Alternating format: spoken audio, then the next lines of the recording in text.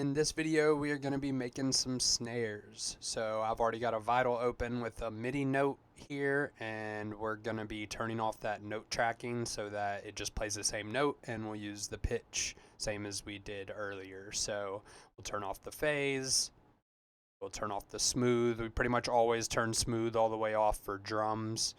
We'll go ahead and turn these to envelope because we'll probably need them. And then we'll turn this to a sine wave still.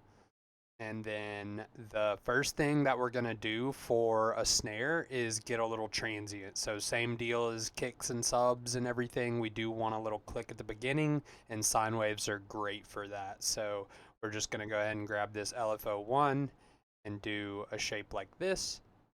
And we're gonna do this on the pitch, but we're gonna do like 24.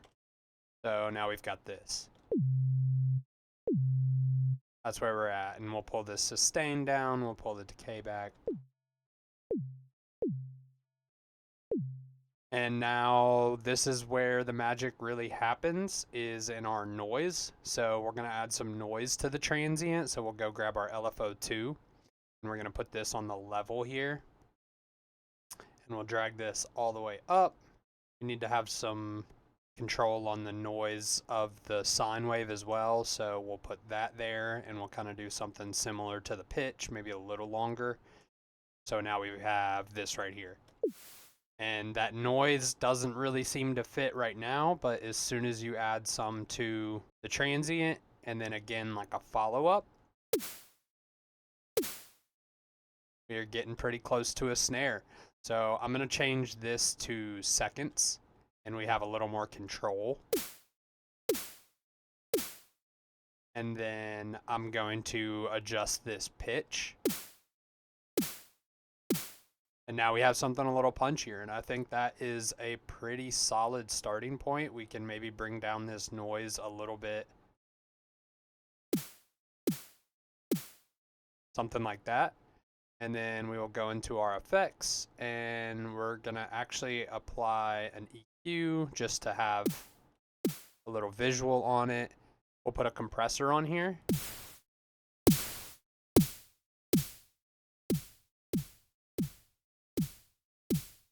And we'll turn that attack and release all the way up for these. We might want to turn this low down a little bit.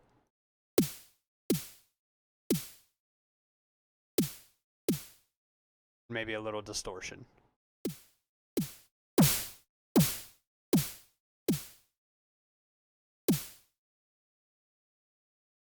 And I think that is a pretty good starting point.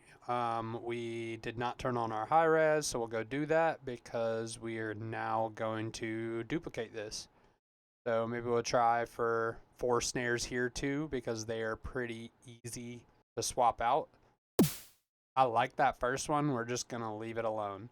And then this next one will go in here.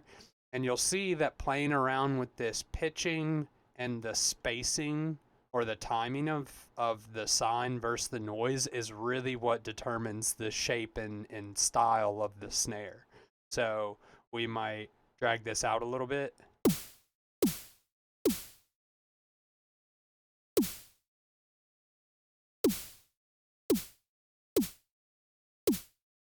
Yeah, and now we get something a little punchier.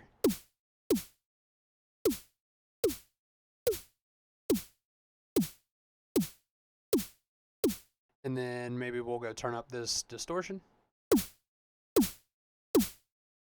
And maybe we add a little reverb or something. Something light.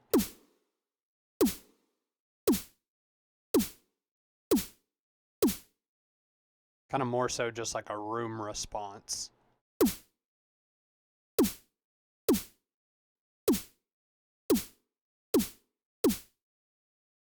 Yeah, and I think that sounds pretty good, giving it a little space. Let's listen to this one. Now this one. Now we'll move on to the next one. And maybe we'll try pitching this differently. Yeah, we'll get something, you know, like a dubsteppy, big, thick boy.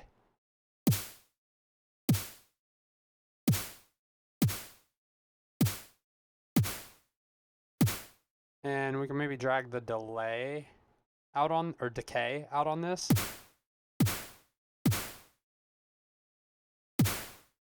We'll adjust this white noise a little bit more.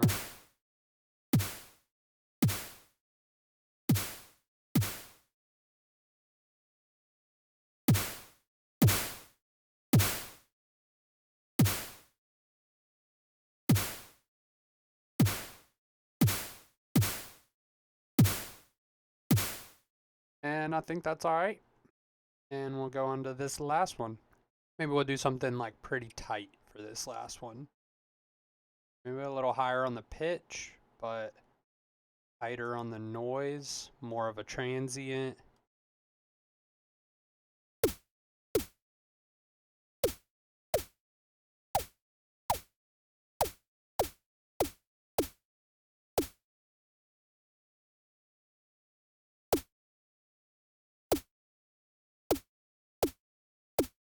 And maybe we'll try a different distortion. I actually really like that. And then maybe a little reverb on this one as well. Something pretty light.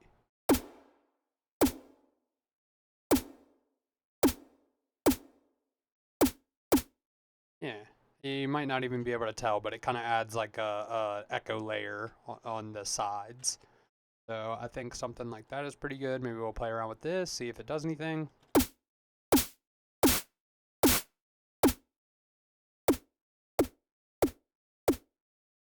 I think we're good. We want this one to be tight especially. So, and now we have got 4 snares. And I think those are pretty solid. We are going to go do our same thing, freeze and flatten. We'll take a look at these. Those definitely look like snares. We've got the transient, got the body, and we've got the tail. So that's really the main 3 ingredients for a snare, and it's nice and vital that you can easily do it with an oscillator, some noise, and a couple LFOs.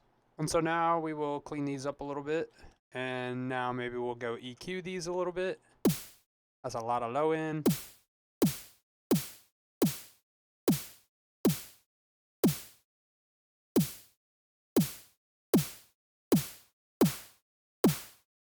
I think this one kind of benefits from the mid noise, maybe a little less. I think that's better. We'll go check this one out. Same deal, a lot of low end.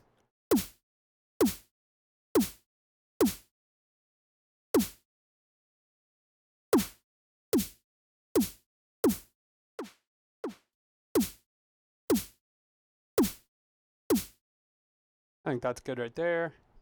This will probably be the same deal because we got that sine wave that we're building off of, but we really don't need all this in our snares.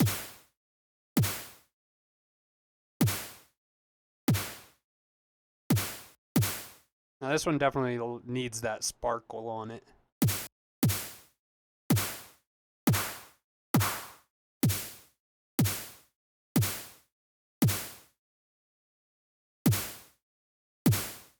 Might be a little too noisy around here.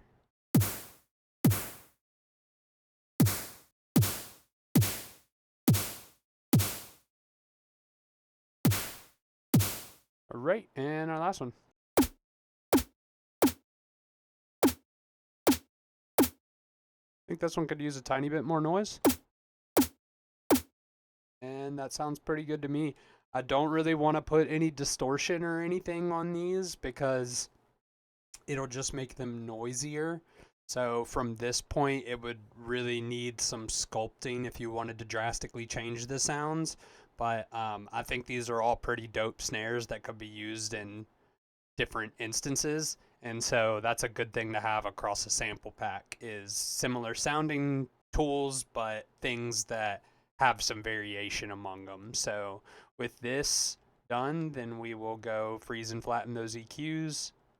We'll add our little fade. All right, and there we have our snares.